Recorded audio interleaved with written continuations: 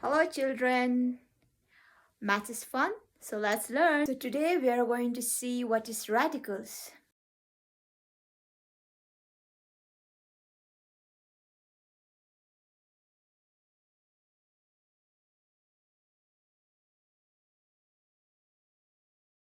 Kinds of number broadly under complex number and real number. So what is a complex number? So complex number is when you have a real number and an imaginary number. So this is called as complex number.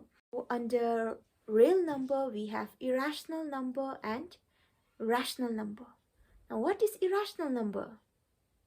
Irrational numbers are those numbers which are non-terminating and non-repeating. So remember the word non-terminating and non-repeating. For example, 1.528671805. So it goes on and on. So decimal has no ending. That's called as non-terminating. And there is no pattern there, hidden pattern, so which means you cannot predict what is the next decimal, so that is called as non-repeating. So these are called as irrational number. Now next one is rational number. Since you already know what is complex number and what is irrational number, other than those two numbers, rest are all rational number. So what do you think those are? Give me an example. Correct. Integers, right? So you have positive, negative integers. Now let's go move on. What are other numbers? What comes in your mind? Yes, natural number and whole number. So natural number which starts from 1. Whole number, whole, right? So whole numbers are those numbers which start from 0. 0, 1, 2, 3, 4, it goes on and on, right? So those are also rational number. Now, terminating decimal means there is a stop there. For example, 1.5.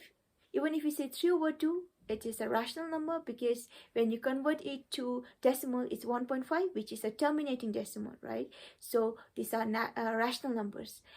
What are the other numbers? It can be non-terminating, so it can be infinite, but it should be repeating, right? So for example, 1.333333 or 10/3.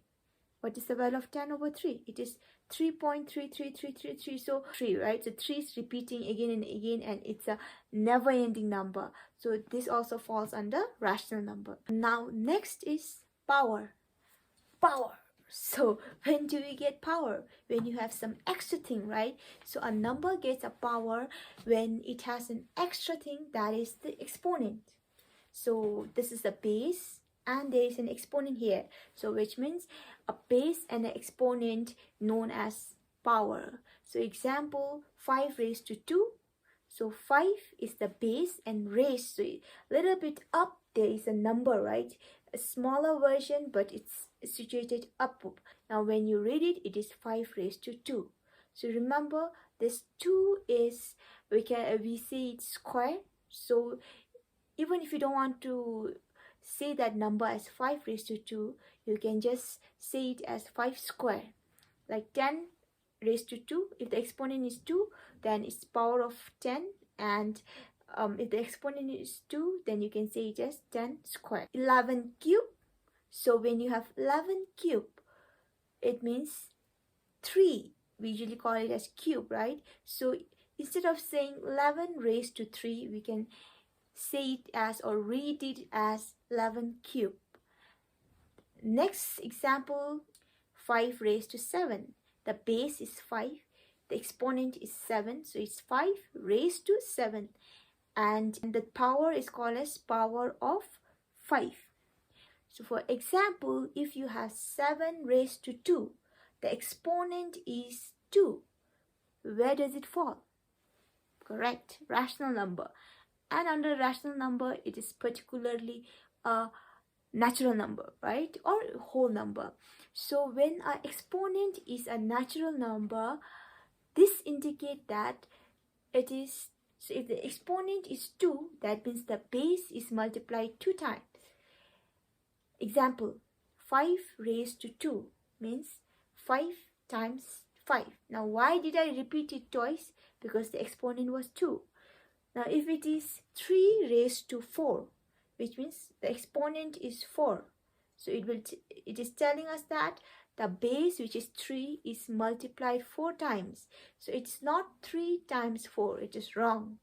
Please listen to it carefully. The exponent is just indicating that the base is repeating that many times. So which means if it is 3 raised to 4, this 3 is multiplied 4 times. So 3 times 3 times 3 times 3. Got it, right? Now, next, if the exponent is other than natural number, what if the exponent is 0? So when the exponent is 0, the value is 3 raised to 0 or 5 raised to 0 or 100 raised to 0. So no matter whatever your base is, if your exponent is 0, that means the value is always 1. So remember that. Now if your exponent is a negative exponent, now remember the first one, when your exponent was a natural number, it showed you how many times that base was repeated, right? Now, if it is a negative number, let's say negative 2, 3 raised to negative 2. Now, what is negative 2? You cannot count. A counting number cannot be a negative value, right? So that is why it is impossible to say that 3 raised to 2 and 3 raised to negative 2 is same. It is not.